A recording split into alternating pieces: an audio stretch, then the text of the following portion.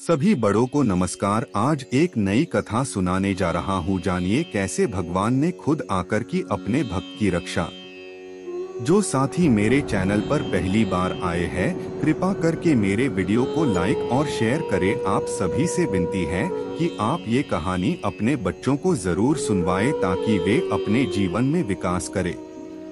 तो आइए कहानी शुरू करते हैं। दोस्तों, एक गांव में एक आदमी रहता था। वह बहुत अच्छा था, हमेशा दूसरों की मदद करता था और उसका दिल बहुत अच्छा था। वह किसी का निरादर नहीं करता था। अपने घर पर आए हुए मेहमानों को बहुत आदर पूर्वक भोजन करवाकर बेचता था और वह प्रत्येक दिन ओम नमः शिवाय का जाप करता था। वह भगवान शिव को दिल से बहुत मानता था और उनकी पूजा अर्चना किया करता था।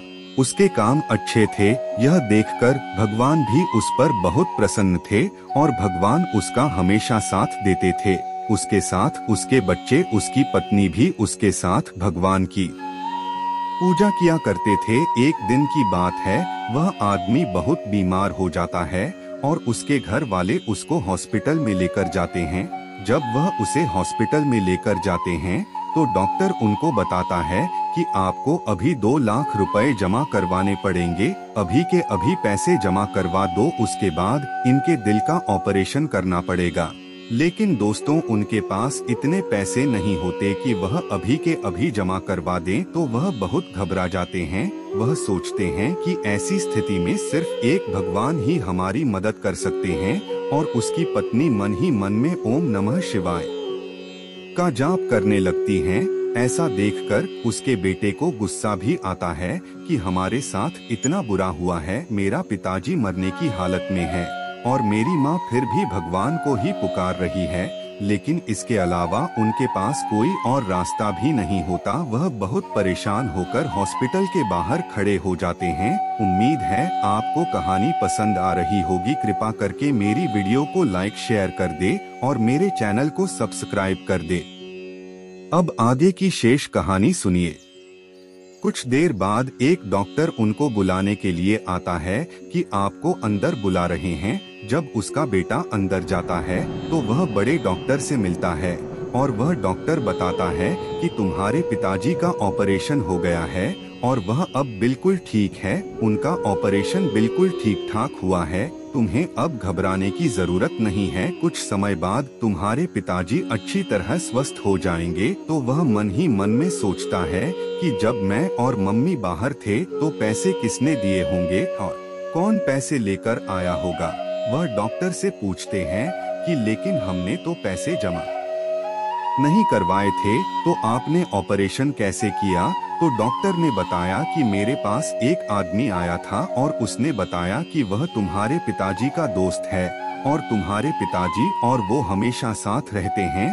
तो वह पैसे देकर गया है और वह बोल रहा था कि अगर कोई पूछे तो उसका नाम महेश बता देना और जब वह ठीक हो जाएगा तो मैं अपने दोस्त से पैसे खुद ही ले लूंगा। तो उनके घर वालों ने सोचा कि चलो कोई होगा जो पैसे देकर गया होगा, शायद हमें ना पता हो कोई पिताजी का दोस्त महेश हो। तो जब उसका पिताजी ठीक होकर घर आता है, उसका पुत्र उसको पूछता है कि तुम्हारे मित्र ने तुम्हारे ऑपरेशन के पैसे दिए और वो तुम्हें दोबारा मिलने नहीं आया। तो उसने पूछा कि कौन से दोस्त ने पैसे दिए। उन्होंने कहा कि उन्होंने अपना नाम महेश बताया है और उन्होंने डॉक्टर को पैसे दिए थे और डॉक्टर को बोला था कि बाद में मैं मिलने आऊंगा तो पैसे ले लूंगा। तो दोस्तों, वह बताता है कि मेरा तो कोई भी दोस्त महेश नहीं है। महेश नाम का मेरा कोई दोस्त नहीं है, ना मैं महेश नाम के किसी आदमी को जानता हूँ। तो दोस्तों, ऐसा सुनते ही उसकी पत्नी समझ जाती है कि जरूर खुद भगवान ने आकर हमारी मदद की है और उन्होंने ऑपरेशन के पैसे दिए हैं। और जब बहुत जानने की कोशिश करने के बाद भी उन्हें कोई महेश नाम का आदमी नहीं मिलता और ना कोई पैसे वापस लेना आता है, तो सभी परिवार वाले भगवान के सामने हाथ जोड़कर उनका शुक्रिया अदा करते हैं और बहुत खुश होते हैं कि कितनी मुश्किल की घड़ी में भगवान ने खुद आकर हमारी मदद की है। तो दोस्तों, इस कहानी से हमें यह शिक्षा मिलती है कि अगर हम सच्चे मन से भगवान को याद करते हैं तो इस घोर कलयुग में भी भगवान हमारी मदद करने जरूर आते हैं या किसी और इंसान के द्वारा हमारी मदद करते है, लेकिन दोस्तों मदद जरूर करते हैं, बस विश्वास होना चाहिए। पूरी कहानी ध्यान से सुनने के लिए धन्यवाद। अंत में यही कहूँगा, ईश्वर आप सभी को सुखी रखे और अपना ख्याल रखे। उम्मीद है कि आपको यह कहानी पसंद आई होगी। आपका कोई भी सुझाव है तो मुझे कमेंट में कह सकते हैं। कृपा करके आप मेरे चैनल को सब्सक्राइब करें और मेरी वीडियो को लाइक करें, ताकि मुझे धार्मिक वीडियो बनाने का हौसला मिलता रहे और आप सबका प्यार भी मिलता रहे। कृपा मेरे चैनल को सब्सक्राइब करें। अब मैं मिलता हूँ आपको अगली वीडियो में।